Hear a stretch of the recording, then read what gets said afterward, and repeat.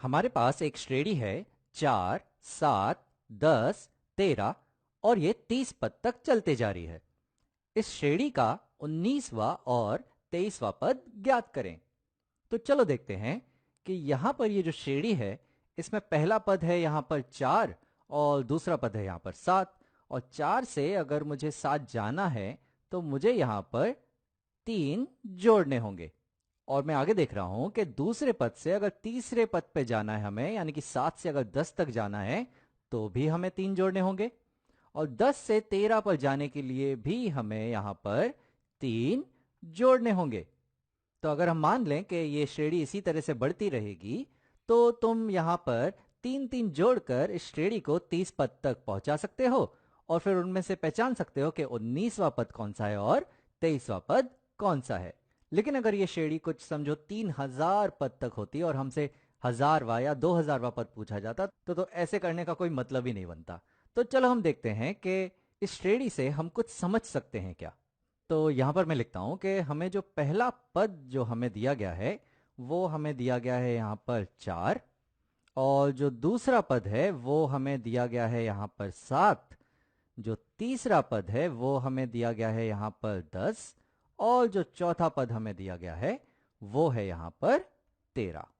अब जैसा कि हमने यहां पर देखा कि पहला पद तो 4 है तो उसमें तो हम कुछ नहीं कर सकते, पर जो दूसरा पद है 7 वो दरअसल मिलता है पहले पद में 3 जोड़ने पर। तो मैं कह सकता हूं यहां पर कि जो 7 है वो दरअसल बराबर है, जब हम पहले पद यानी कि 4 में हम जोड़ेंगे 3 तो हमें मिलेगा यहां पर दूसरा पद। और जो तीसरा पद है 10 वो हमें कैसे मिल रहा है, वो हमें 4 में 2 बार 3 जोड़ने पर मिल रहा है। तो मैं यहां लिखता हूं कि जो 10 है वो हमें मिलता है जब हम पहले पद 4 में 1 बार 3 जोड़ते हैं तो वो हो जाता है 7।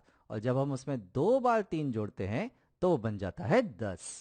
और उसी तरह से जो चौथा पद है वो हमें तब मिलेगा जब पहले पद 4 में हम 3 बार 3 को जोड़ेंगे। तो मैं यहां लिखता हूं कि जो चौथा पद है 13 वो हमें तब मिलता है जब हम पहले पद 4 में जोड़ेंगे 3, वो भी 3 बार। तो पहली बार जोड़ेंगे तो 7 मिलता है, दूसरी बार जोड़ेंगे तो हमें मिलता है 10, और जब हम इसे तीसरी बार जोड़ते हैं तो हमें मिल जाता है 13।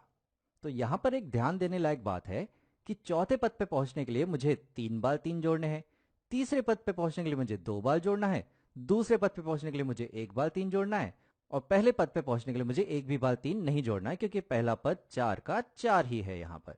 तो अगर मैं कहूं कि पहले पद पे मुझे 0 बार 3 जोड़ने हैं, दूसरे पद पे 1 बार, तीसरे पद पे 2 बार और चौथे पद पे 3 बार, तो उसी तरह से पांचवें पद पे 4 बार होगा, छठवें पद पे 5 बार होगा और 19वें पद के लिए ये होगा 18 बार।